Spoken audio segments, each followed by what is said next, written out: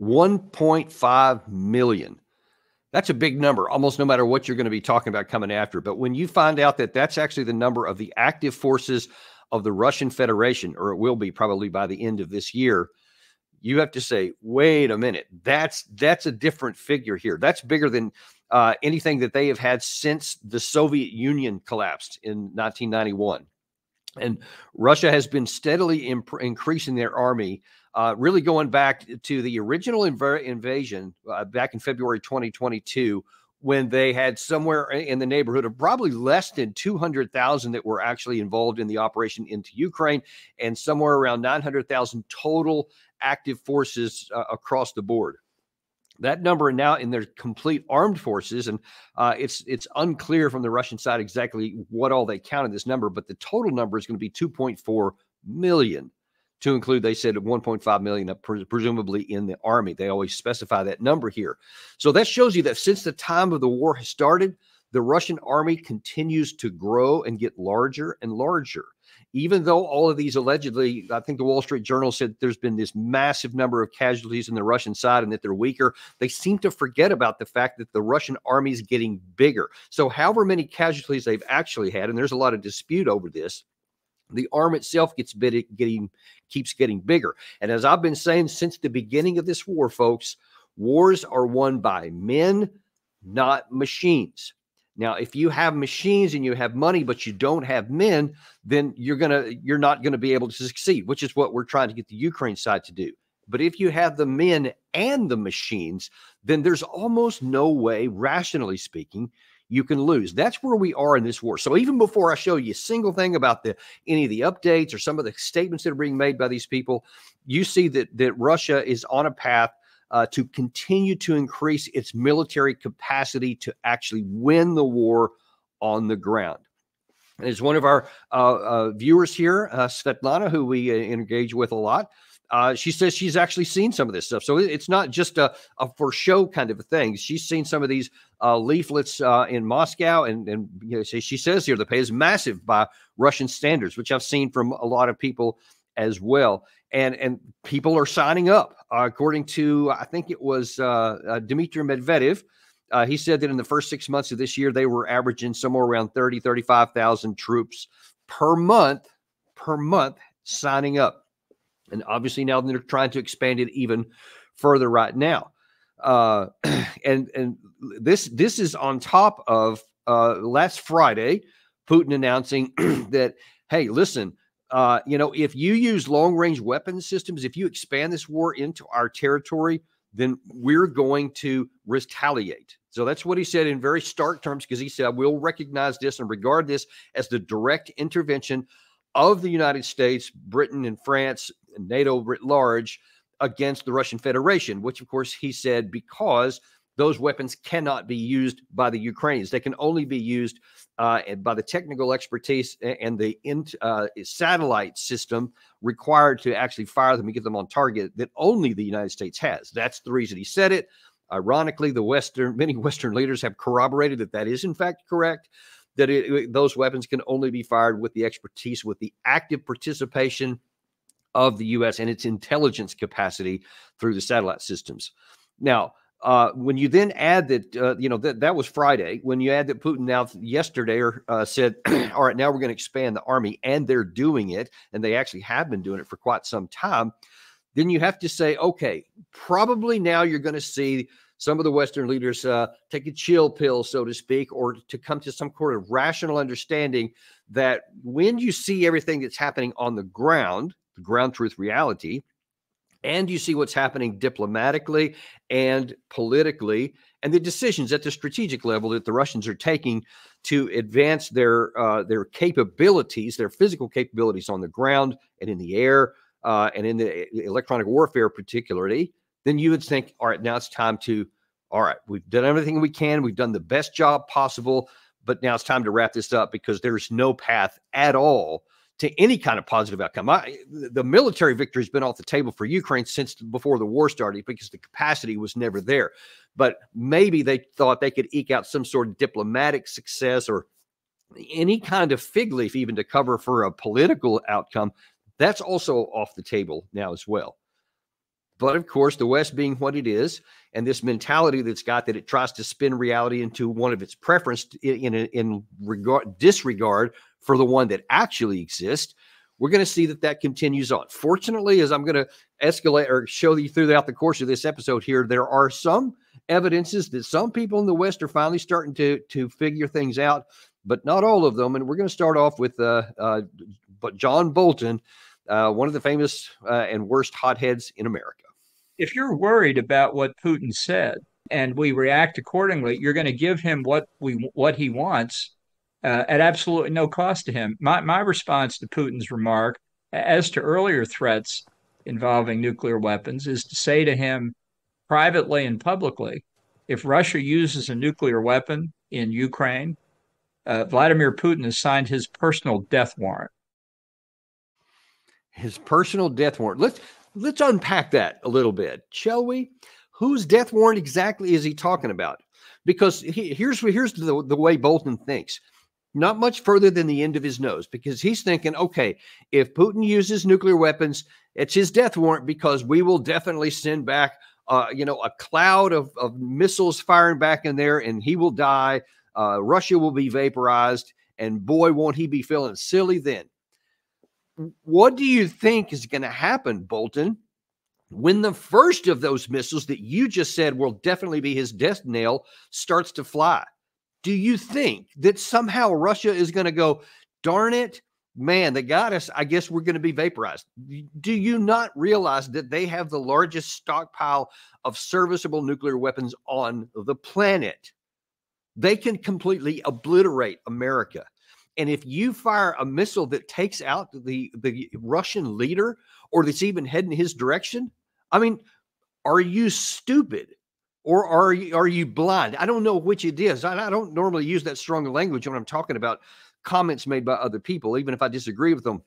But this one is the most egregious because it obliviates any kind of common sense that if a nuclear weapon is fired against another nuclear weapon state, it won't be a tit for tat. It will be a huge response if what he says comes to pass. Ergo, the Russian leader may calculate that if I use the first one, then they may come back with a bigger one. So I'm ready before I launch the first one to know that one's maybe coming back. And if that guy is willing to use it, because listen, Russia has this thing in their doctrine from years ago, not just recently. I think back in the beginning of Putin's career, actually in the late 1990s, it was called escalate to de-escalate. And in his mind, and again, this doesn't matter what you think it's a wise thing to do or that it would work.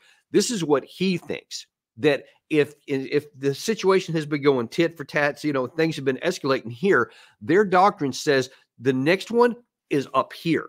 Let's do something way above here to cause things so now then you can de-escalate and everybody can bring it back down, as opposed to just this tit for tat going up the escalation normal ladder one step at a time, which could then go out of control. Now, maybe it works, maybe it doesn't work, but that's where his mentality is, meaning that Putin could say, we're going to launch something big. If you take this action here, we're not going to take a commensurate action, which is normally what Russia does. But they could go 3 or 4 rungs up that escalation ladder and do something bigger.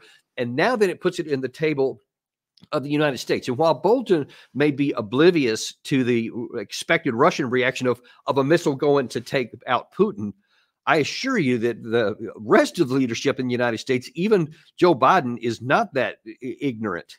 And he's not that stupid. He's not going to sign his own death warrant just to send Putin to his death warrant. Nobody in Washington wants to commit suicide or a suicide pact by saying, all right, we're going to kill their leader, and then, of course, they'll kill us afterwards. I mean, that is insane. That is insane. And that's exactly what Bolton is suggesting. Fortunately, most of the time, Bolton is a caricature and a source of ridicule, and not many people pay attention to him. But it is concerning that he does keep getting that mic thrust into his face on big shows, and he continues to be listened to. So in that regard, we want to call this out to try and make people understand the seriousness of this situation here. And if he needed any more advice, not just from me, but here's what the Russian side is saying about this. Here is the speaker of the Russian Duma, the equivalent of the speaker of the U.S. House. He was saying, I think this was earlier today, actually. Gary, if you can throw that full screen up on the map on the screen there. He said this discussion, and he's talking about the issue of responding to long-range weapons from the United States or NATO, can lead to the most terrible consequences. We will retaliate. We have the means of retaliation. More powerful weapons are kept ready. You don't have to wonder what he means by that.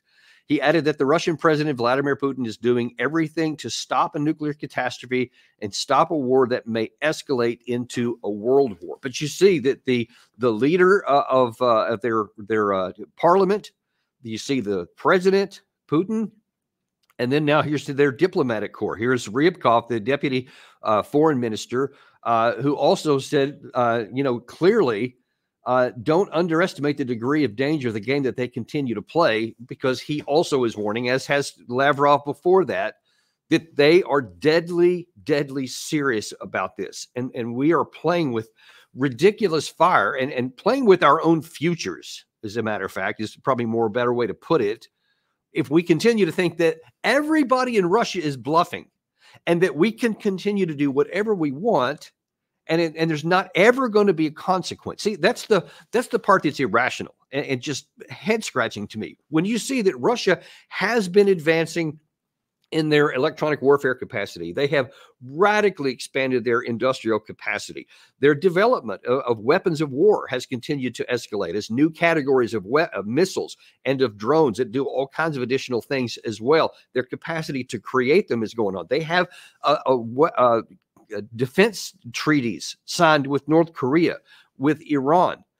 They have a growing relationship with China. They're working on the economic front also of this conflict by this BRICS expansion. They're trying to just move the center of gravity in the world away from the Western-led one. Now then, you see that they're growing their military to 1.5 million. And may I just point out again that the United States total active force in the U.S. Army, about 450,000 people. 450,000, and the majority of those are support and service support personnel, meaning there's probably 80 to 100,000 actual fighters, none of whom have any combat experience in a major conventional war of the type that Russia is now entering close to their third year, or on nearly completion of their third year of waging. So everything you can see action-wise, Russia has meant what it has said, and it is growing its capacity, and the things that they have said up to this point are showing up on the ground. But then you still have people not wanting to listen to any of that. And if anybody needed any further proof of the Russian intent, here was the UN ambassador at the United Nations Security Council just a couple of days ago.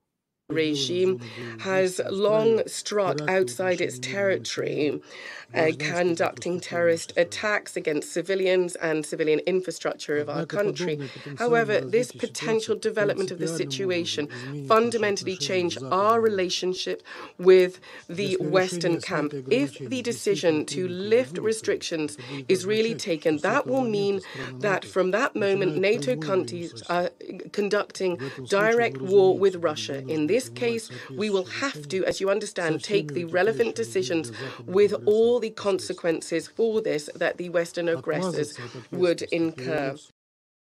Now, that's in the UN Security Council. That's just the latest one at the highest international level of saying, listen, folks, and what he's trying to say is just put yourself in our position. If we were to attack you on your soil, whether we are pulling the trigger or helping someone, but the missiles landed on American soil or on British soil or on French soil, what would you do? Would you say, well, the cost of this is too high, so we're going to back down? Or would you lose your heads and go crazy and immediately retaliate? We know the answer to that. He's telling us point blank, this is how we're going to react like any of you would. Don't do it. Now, Matt Miller was asked, I think it was yesterday, what is the status, by the way? The United States, are we actually going to authorize its use? Because Zelensky has already asked for it. He's coming here in a couple of days to talk about his victory plan, which we'll talk more about in a minute. But the question is, this is at the highest level of the State Department. Where is the U.S.? Now, watch what he doesn't say here. Is it possible that the policy could change, or you guys have decided to keep it intact the way it is? I don't have any announcements to make today. We always, and this is just a general statement that covers our policy when it comes to Ukraine, engage with the Ukrainians about what they need and how best we can support them. And as I know you've all heard the Secretary say many times, adapt and adjust those policies as necessary to best support them in a way that makes strategic sense and provides them capabilities that they can actually use and that they can support and that they're trained on. And that will continue to be our policy going forward. So you don't think they need to strike deeper inside Russia right now? I said I don't have any announcements to make about changes today. So it's just a very long, I'm not going to answer that question. Instead of being, clear about it. But as opaque as he was in this one, there is something remarkable. I don't know if you've seen this or not, but and even if you've seen it, you may not realize just how humiliating this was. And admitting of our vulnerability and weakness here was National Security Advisor Jake Sullivan. There was an event in Kiev a couple of days back that Fareed Zakaria was doing some moderating on a stage, and Sullivan was beamed in on a screen over his shoulder. And he was asked about some of these questions, and some of his answers were remarkable and not in ways that I think he would like. Watch this first one. Why is it that it is difficult to supply Ukraine with the speed that the frontline troops need? From the perspective of the front line, there isn't enough. It isn't fast enough. That is not a function of us sitting around in Washington saying, hey, let's not send them 155 or air defense or Gimlers or HIMARS or Bradleys or F-16s more rapidly. There's not some pacing or rate limitation that we have imposed. There are logistical challenges. There are challenges associated with the defense industrial base and the actual production of munitions. We are literally taking 155 shells off the lines we've stood up since the start of this war, putting them in motion and getting them to the front line as fast as we can. That is incredible. Do you understand the consequence and the ramifications of what he said? I just showed you how Russia is expanding its military to 1.5 million and how their industrial capacity is cranking out 24/7, 365 across the whole sector. They're just shelling out somewhere around 4.5 million shells just this calendar year alone is estimated by the end of this year. And then you add 100,000 drones per month and all kinds of other categories of other things. So they are cranking it off the shelf, and they're getting the stuff hand over fist from Iran and North Korea, right? So that's what's on the one side. And now then you hear Sullivan admitting that the reason why we're slow sending stuff to Ukraine is not because we don't like them or because we want to, but because we don't have the capacity. We're pulling them the shells right off the assembly line, he said. And there's this many. There's just not enough of them because we're not at war. So our war economy, unlike the Russian, has not gone to full-on mobilization like the Russians have. So that's why they have, believe me, in the first year or so of this war, they were struggling to be able to provide enough ammunition and everything, all these other categories of things, because they were also at a peacetime production level. Now then, it took them about a year and a half or so, but now then they're past that.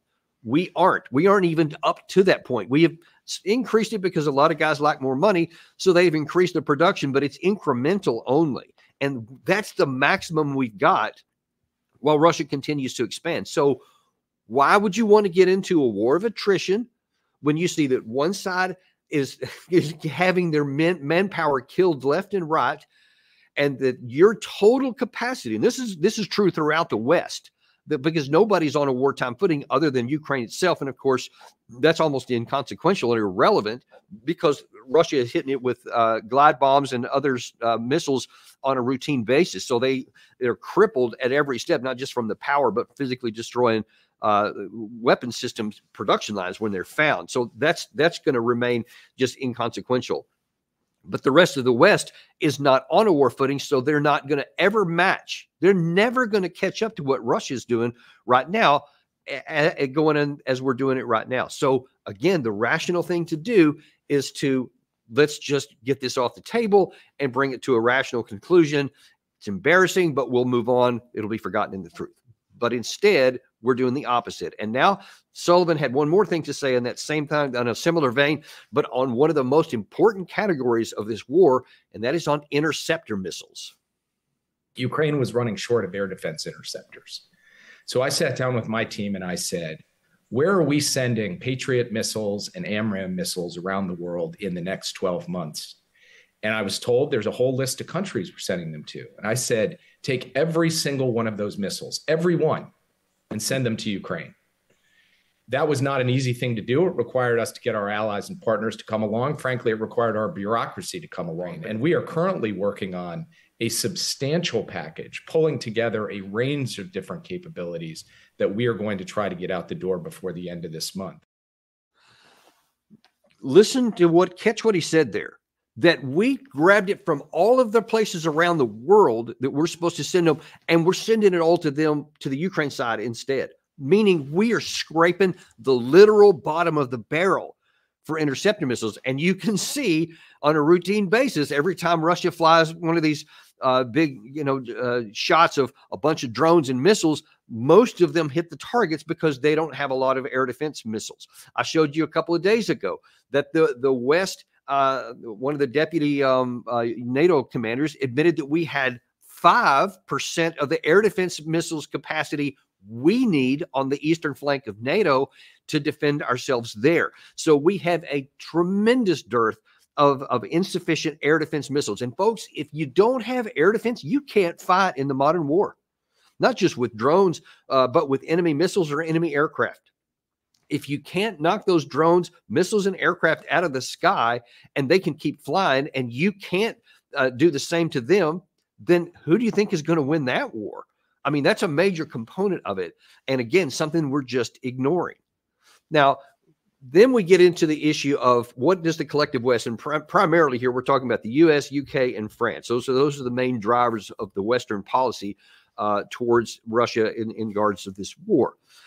And the British side here, I'm gonna show you something that the former commander of the MI6, the former director, I think they call him, is viewing this. And so he's kind of asked, do you think that Russia really means it when they say they're going to do something? And in his case, he's going to say, well, I think they do, but it's stuff that we can handle. So instead of actually making good on what they said, which is we will regard this as basically an act of war, and we will take appropriate measures that the ambassador said at the UN Security Council, he thinks it'll be something more in the gray zone, something we can handle. Watch this. Russia hasn't been able to cope with Ukraine in terms of its military assault on Ukraine. Things have gone badly. Is he really going to start a war with NATO? No, I don't think so. But grey conflict, yes, and underhand activity, yes. The GRU, that's the Russian military intelligence service, are trained specifically to do these sorts of acts. So by war, the traditional definition of bombs and bullets, I think what you're suggesting, Richard, perhaps, is that we might see a form of conflict that is cyber-based, that attacks critical national infrastructure. Do you think we will see that on continental Europe, in EU countries, as a result of this, potentially? Well, we're seeing it already. There's evidence of sabotage attacks in Germany. There are similar incidents in France. Now, I want to start with the second part of what he said there first, or the last part, where he's talking about sabotage groups. There have been a number of sabotage operations and mysterious explosions and fires and a bunch of other stuff at facilities in the West. You heard him there, in Germany and France and elsewhere.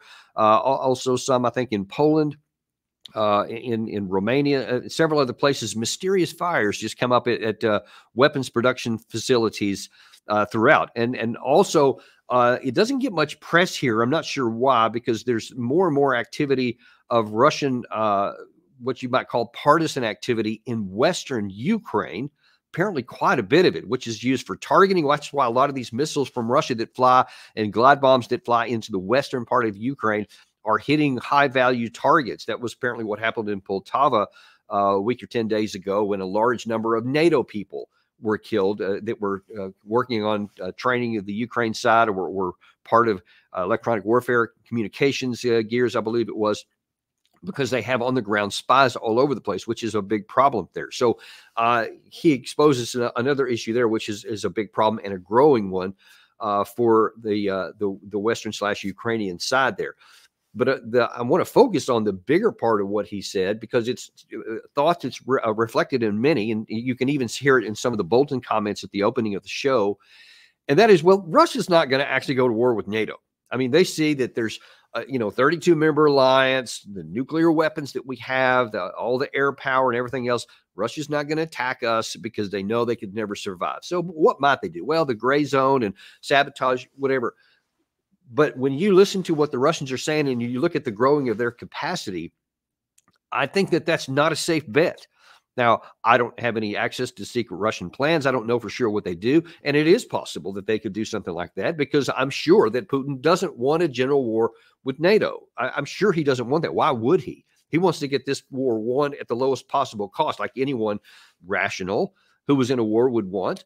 But will he limit himself to that? And that's a gamble, because it's entirely possible that Putin will calculate that if I don't actually take kinetic action against the West, if I do this gray zone stuff, they can handle gray zone. It's an inconvenience, it's an annoyance, but it's not anything that's going to stop them from action. So you can see where he may calculate, all right, we need to take a hard hit, a kinetic strike against the West to make them show that they can no longer just keep doing these things with impunity, like enable the Ukraine side to make a physical incursion into Russian territory. And now the potential for long-range strikes to hit strategic targets in the depth of Russia, which can only be, of course, done by the direct engagement of the West. Because if those are allowed to go without a direct response, they'll continue on and they'll continue to escalate. You see, there's been no shortage and no stopping so far of the escalation on the Western side since the war began. It was, first of all, it was just handheld missiles, anti-tank, anti-air missiles, and then it was into artillery systems and then infantry systems, and then progressively better ones and more modern ones. And of course, the tanks, air defense systems, then eventually the F-16s, and some of the other long-range missiles have already been introduced, though they have been limited in where they've gone so far. And so the question is going to be, why would this be any different? And what else would the West do if this continues on? So from the Russian perspective, they may have come to the point to where they said, and that is what they're signaling, that if we take the next step, that's the red line that the Russians themselves have actually set. And there could be a hard reaction on the other side, meaning there could be literal military strikes on Western targets, meaning NATO targets, on NATO soil, which would trigger an Article 5. And then the question is going to be, then what? What happens next? Do we do the next thing and escalate it up another ladder? And then, of course, when you talk about a general war between Russia and NATO, then you do get the issue where now tactical nuclear weapons are a distinct probability, not even a theoretical possibility, but into the probability territory. And so we had an episode here a week or so ago called playing the game of nuclear chicken, and this seems to continue to be going down that road. Now, fortunately, there are some voices in the West that seem to be going, okay, hang on. Let's take a breath here and let's think about this a little bit more. Here is a former defense secretary for UK seeming to go down that path. There is obviously a degree of a difference of view between the United Kingdom on the one hand and the United States on this. It wasn't always a difference, but the British position has moved in favor of supplying these missiles. But it must be right for the NATO countries to have a joint position. You can't just do it individual countries. That creates more chaos than help for the Ukrainians. Why is there a problem? Essentially because not just the Americans, the British as well, and the French, Germans, and others are all very anxious to ensure that what is at the moment a Russian-Ukrainian war did not inadvertently lead to a third world war. And once you're dealing with missiles originating in America or Britain or France or Germany being used by Ukraine to attack Russia specifically, that doesn't mean it shouldn't happen. I've got my views on that, which I'm happy to share, but it does make it a more complex issue, which you can't just jump into an answer. Well, I mean, you can't just jump into throwing a bunch of missiles, which is kind of where we've been up to this point. There's, after a certain amount of dithering You know, and this really all gets down to Biden. Biden is the one who has the ultimate authority over the entire anything that the NATO alliance does, and he has been slow to give his permission to all these things. And there's been this continual but slow escalation from the West in terms of what we've given to the Ukraine side to allow them to carry this war into Russia. But you see that on the ground, and this is so important, on the ground tactically, even though we have escalated with all of these additional capabilities, that whole list I just mentioned here, what has been the case on the ground? What has the war done there? How has all of our escalation resulted in the progress of the war? Has it helped our side? Well, as you're going to see in just a second, that answer is authoritatively no. So now you should again say logically, if I can look back over 2.5 years of methodical and slow escalation, and it has had no impact on the battle, it's perhaps you can go as far as you can go as it has slowed down the Russian advance, but it has not stopped it, and it has continued to advance. Then one might rationally say, maybe we should try something different. Maybe we shouldn't say, let's just try what has not worked in the past a little harder. Let's just try a little bit more of what hasn't worked. I mean, what bad could happen with that? Well, obviously a lot. Now, I'll tell you, of course, a lot of this is driven because of Volodymyr Zelensky, because he is all in and he will not look at the facts. He will not look at reality on the ground, and don't ever expect him to change that, because he has been adamantly opposed from day one, and I mean the literal day one of the war, when he famously said, I don't need a ride out of Kiev, I need bullets. You know, he needed support. So when he had a chance at the beginning, and apparently, according to all estimates, that the United States said, hey, man, Russia's coming. Here's an escape hatch where you can go to the west here to get away from Kiev because they're coming here. Now, just imagine, we'll just push pause on this episode here for a second. If he had said, yes, I'll take the ride back then, can I just tell you that something probably similar to what happened in Hungary in 1956 would have happened here, in that there would have been a little bit of a loss of life. There would have been a lot of embarrassment, but then the war would have stopped in its tracks. And there wouldn't have been any destruction of Ukrainian territory. There wouldn't have been any of the loss of life that's been, and by all accounts, it's in the hundreds of thousands. There's a report out, I think, in the New York Times today that it's upwards of 1 million between the two sides. That's probably an undercount. It could well be closer to 2 million, but whatever the number is, it's massive, and it could have been avoided entirely. But because Zelensky wasn't willing to just look at a spreadsheet and see that there's no capacity for the Ukraine side to win, whether sooner or later, whether they stood and fought valiantly, which they did, or whether they said, you know what, we're just going to pack it in and make the best deal we can and move on with it, had catastrophic consequences for his country. That was the case then. That was the case in March, April of 2022 when they didn't take the peace deal. It was the case earlier this year when they didn't take an opportunity to end it again with negotiated settlement. And now then, here we are on the eve of the UN General Assembly later this month, a week or so away, when President Biden will be making a speech, and the next day Zelensky will be making a speech. Before that happens, and I believe those are on the 24th and 25th of this month, Zelensky is going to be in Washington to talk to Biden to give him his victory plan. Now, we've talked a little bit about this, but this morning, just hours ago, Zelensky gave us a little bit more preview of what he's going to say. Meetings were held in various formats to prepare our Ukrainian victory plan. The real substance of all the points: military, political, diplomatic, and economic. Key people from each sector are involved. The necessary steps for Ukraine have already been clearly defined. The steps designed to give us the strongest possible position to bring about peace, a real, just peace.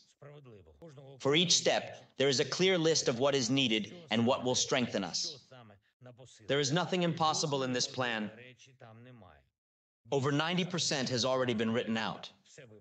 Together, this package can ensure the right development of the situation, not only for Ukraine, but for everyone in the world who values international law. You see that he still has this kind of the messianic complex that he's the guardian of the world. He's the guardian of the Western democracies, and he alone is standing at the ramparts, holding the Russian hordes back from swamping over Europe. That's how he views himself. You heard it there again. It's certainly not the first time that he said that. But goodness gracious. I mean, you got to look at also what he said there. He's saying that we have a plan and it's going to work. It's not impossible. And it's 90% written out. Are you kidding me? You're about to present it to President Biden and it's not even finished writing yet.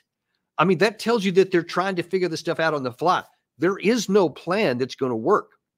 And he has said earlier in that same conversation, it was released 4 hours ago. I think you see the date was actually yesterday when he made it, but it was released this morning, where he said that everything in the Kursk region is going according to plan. So we're gonna show you what that it looks like on the ground here in a second. But folks, he remains completely detached from reality. And you see from what Sullivan said in those earlier clips there, we don't even have the capacity at full strength with what we have to be able to keep up with what Russia's doing right there. And we have global requirements. You heard him also say, we have taken air defense missiles from other partners around the world that we were supposed to be giving them to, because we're diverting all of it over there, and it's still not enough. So again, it's not just Zelensky who's detached from reality. So far, it seems to be, the entire West. I've shown you a bunch of British folks, did some others yesterday. Now here's both Sullivan and Matt Miller saying the same thing here. The question's going to be, when Zelensky gets to Washington, what's he going to do? What is Biden going to decide then? Because he is in a terrible difficulty of his own making, but he is in a tremendously difficult position. If he tells Zelensky, sure, you can use our long-range weapons, and they do, and I'm sure that they'll launch them immediately. Apparently, there's also a separate meeting where some of the Zelensky's military senior people are meeting with the Pentagon to say, here's our requested target list. Here's the things we want to attack deep into Russia. So if the permission's given, apparently they're already getting the target list set up. If Biden gives that permission and they act on that target list, then you have every indication that Russia is going to retaliate in kind. And now then Biden will have the specter of a literal massive European-wide war on his front doorstep, which could all too easily go into other parts of the world, like the Middle East, where Russia has an ally in Iran who is helping them. And there are vulnerable Americans in their points that he could hold at great risk, because the air defenses that we have of our troops that are scattered throughout that area are for tactical, like rockets, Katyusha rockets, etc., not like the ballistic missiles, which we have no defense for, and we would be completely sitting ducks in there, because everybody knows where we're sitting on these hardened bases. So these things could go badly wrong. So that's one course of action. Now, if Biden takes another course of action and says no, it's not going to matter what kind of lipstick they put on that pig. If Zelensky goes back after his General Assembly UN meeting speech, and there are no attacks, there is no long-range attacks, even if no one admits it, but it never materializes, it's not going to take long for people to start going, okay, you said no. And of course, because we've already seen it from the likes of Bolton, and I've seen a bunch of others who have just been excoriating Biden for delaying the decision so far. You've seen there was 5 former defense secretaries in the UK. You've seen this letter from the US that there's plenty of Americans, a lot of 4-star generals and 3-star generals that are saying, don't tie their hands behind their back. All this stuff. They will come down like a mount of bricks, a wall of bricks on top of Biden if he doesn't do it. And they'll put pressure on him to continue doing it again in front of the election. And that's the last thing he wants. So almost no matter what he does, he's going to be either risking major war or risking electoral defeat, because, of course, all that will be painted onto Kamala Harris gleefully by her opponents. That's the difficult situation we're in. But there is a right answer here. And that right answer is to acknowledge what's happening on the ground and take appropriate measures. It's ironic that that's what the Russian ambassador said, that they're going to take appropriate measures based on what we do here. We should also take appropriate measures, because I don't care what happens politically, what happens in this election coming up.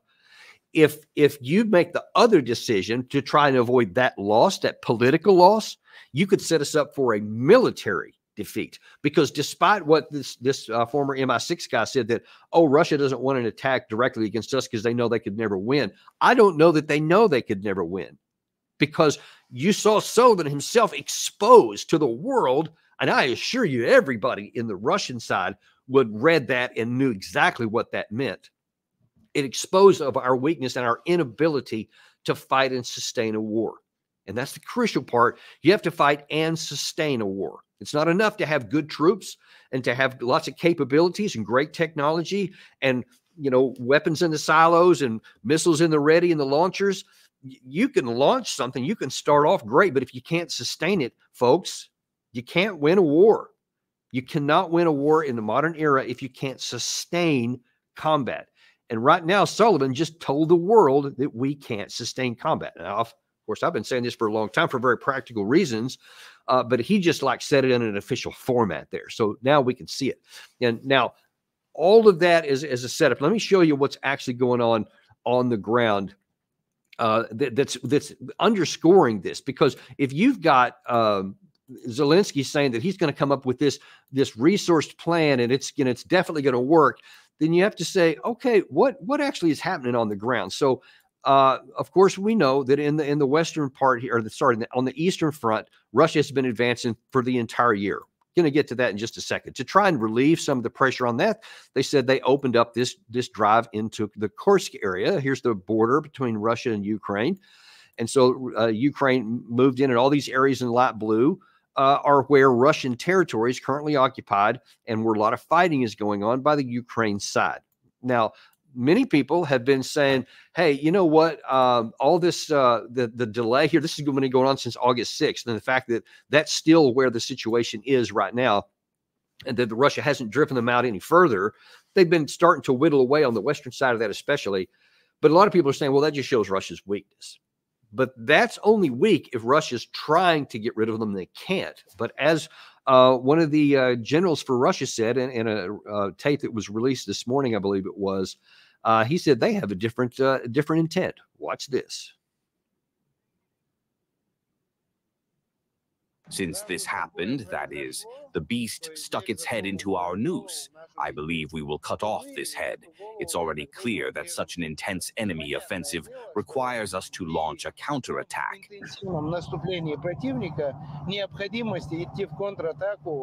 Why? Because it's more advantageous for us to allow them to advance as far as possible, to destroy them as thoroughly as possible, and then proceed. The entire NATO bloc was prepared for this offensive. They gathered everything they had and handed it over to the command. This operation was meticulously planned. It is obvious that the main initiators of this operation are the Americans and the British. Okay, Gary, that's good enough right there. You can see though that he's saying, look, this is the best of what NATO could do. So they made this penetration up into this area in about 8 or 10 days, I think, is when they made their furthest penetration. And since that time, and let me go back and show you that map again. Since that time, Ukraine has been relegated to these areas here. And you can see over here in the last 4 or 5 days, Russia has moved to take this part back here. Ukraine has continued to try and launch local counterattacks on the flanks here. They've tried to move a little bit further in this area, but they have all been repulsed. And in fact, over on the eastern flank, overnight, there was another small retaking by the Russian side on this side. And to try and relieve pressure here, Ukraine has launched 2 other in the last 4 days to try and penetrate further in the Sumy area. But that's not working either, because that's about as far as it gets, about 2 kilometers here. And they can barely hold that, and they haven't been able to move forward, which is not surprising because they had the element of surprise here, which is why they got so far. I think that's 18 miles in, roughly in this spot here. But then Russia contained it. And since that time, they've been using attack aviation with helicopters. They've been using glide bombs, certainly artillery, mortar fire, and limited ground attack elements to try and slowly penetrate. And they have had this huge cost in terms of blood and treasure and equipment that Ukraine can't replace any of those things. And as you heard this general, now it's one thing with for someone to claim that, yeah, this is what we're doing. And there's no truth to it. They're just, trying to say positive things. Everybody does that. The Russians do it. The Ukraine side does it. We do it, obviously. But if you see the words and the actions match, then you have to say, yikes, that may be true. And so we see this enormous casualties continue to go in for the Ukraine side. Now, the wise thing to do, even tactically, is to say, all right, we did all we could do here. We caused Russia to, I don't know, we wanted to divert attention. They didn't divert attention. The Ukraine side has admitted it didn't work. It didn't cause Russia to pull people off the Eastern Front. They continue to make progress there. Okay, so it didn't work. Let's withdraw our troops as fast as possible. You may recall that in the early days of this, Zelensky and Syrskyi both said, well, we're not going to stay there forever. We're not going to hold this indefinitely forever. We're going to eventually come back. Okay, well, you said that. That would be the wise thing now. Keep all those troops alive, bring them back so that you continue to either hold off Russia in the north or to then redeploy them, put them further south. That's not what they're doing, because Zelensky is now, as you just saw, has painted himself into a box, because he says, I'm going to go to the United States and give my victory plan. And so how can he give a victory plan if 4 or 5 days before that he withdraws all of his troops from there? And of course, all the media, both Russian, Ukraine, and the Western media, is all going to recognize it for a withdrawal, that what it is, that it's an admission of failure tactically, and that they're redeploying. And of course, that makes the most sense, but it's also going to be cast in a negative light. It's going to, and in his view, it's going to make people, his own troops, think, we're retreating. We're not just making a fighting withdrawal that makes tactical sense, but that we're retreating. We're being beaten back. And so he doesn't want to risk that. So he wants, at least by the time he makes his big speech before the General Assembly, I think it's on the 25th, those troops aren't coming out there. But every day that he delays with that means more of his troops are going to die. You can see they have not, since I think the 16th of August, they have not penetrated any further. So they're not going to go any further. And while you can say, yes, they're also causing casualties on the Russian sides, and they are, they're much smaller because Russia is not throwing a bunch of men into this fight. They're throwing a lot of firepower into this fight. So they're doing standoff things, and they don't have that many troops until they want to reconquer, this strip of villages that they did here in the last 3 or 4 days. But by and large, they minimized their exposure to direct fire of their troops. But the Ukraine side can't. They have nowhere to go. They're in that tiny little enclave, and they're going to continue to get attrited down there because the relentless bombing, the droning, the attack helicopters, the glide bombs coming in from airstrikes, they have no defense against that. Remember, this is not like some of the stuff that they had, like they have in Pokrovsk area, where they had defenses they'd built up for many, many years. They had no defenses here. All they got is what's on the ground, hiding under the trees, being in some of these buildings, which of course are not defensive positions. So they only offer limited protection from the Russian side. So they're going to continue to die in larger numbers. And it's no guarantee that they're not going to get cut off even before he makes that General Assembly. Maybe they'll hold on a little bit longer, but no matter what, the casualties are going to continue to go up, and there will be no more further onward movement. That train has passed. Now let's continue on, because that's not the only thing. That's one of the bigger ones, because we talk about that a lot.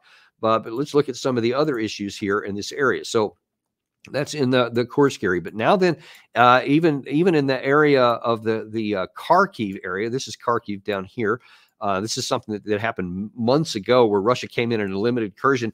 And the Ukraine side has been continuing to have these positional battles, they call them, where a lot of artillery and small unit engagements around here. It hasn't taken the territory back.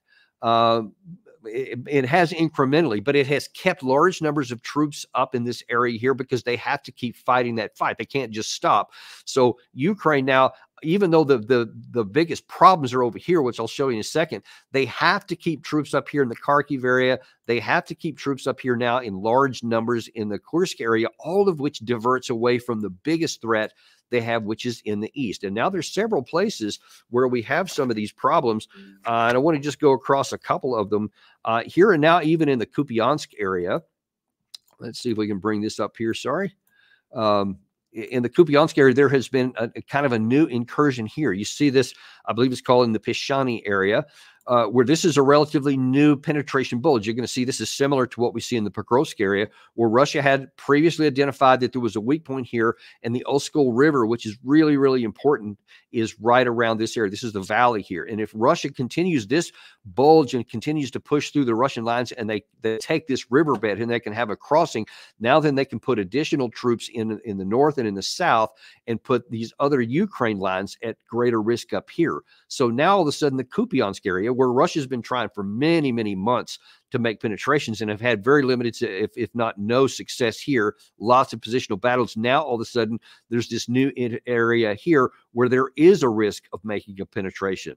Then you come back down here even into the Chasiv Yar area. We've talked about that several times. Now all of a sudden Russia is making some operations here. This right here is the Toretsk area. And you see that there's been some Russian advances in this area as well. And then further down south, of course, the biggest one that we talk about a lot is the Pokrovsk area, because Russia is moving towards this big, important this is more operational. This is not just tactical. This is very operationally significant for, like the smaller penetration I showed you up in the Kupiansk area. Everything is dependent on holding this for the Ukraine side for all of these forces here, all of these forces down here, and yet Russia continues to make methodical progress up here. It's been slowed down a little bit lately, but on the flanks, there has been continued forward momentum here. And especially, this is one of the key ones here. Russia has advanced here in the south part of this, and this Ukrainsk, this town called Ukrainsk, with some important high ground here. This is the last thing apparently that Russia has not yet taken. And once they do that, that again cuts off some of the Ukrainian troops, but frees up the Russians to move further south, because in this area, this cauldron I've been showing you, which was all the way down here several days ago, is now Russia is pushing it back here, and they're at risk because Russia is pushing towards Hernik right here in the northern part of this cauldron, and in the southern part, they're also trying to push here, and this gap is closing, as is the pressure from here. And so all of these Ukrainian troops are going to have to either withdraw pretty soon, or they're going to get cut off as well. And then down here, this other in the Vodyana, you see more Russian advances around either flank of that. And this is significant because of Vuhledar. And I've mentioned that Russia has been trying in one form or another to take Vuhledar for 1 year and 8 months. It is amazing how good the Ukraine side has fought here. But the problem is now Russia is looking like they're not going to go straight after it, but that they're going to move beyond it up here to try to cut it off from this area in the north, and then also maybe make a pincher movement in the south. That's what we're looking at the moment. And it's a real big problem for the Ukraine side. And if we don't do something pretty quick, this is going to go really bad for the Ukraine side. So it's time for everybody to recognize reality and do the right thing before this gets really ugly. Thank you very much, and we'll see you this afternoon. We got a lot of breaking things at 1:30. I'll get back to you as soon as I get a chance. I've got to run at the moment. Larry Johnson at 3 p.m. today, and I will see you on the next episode of Daniel Davis Deep Dive.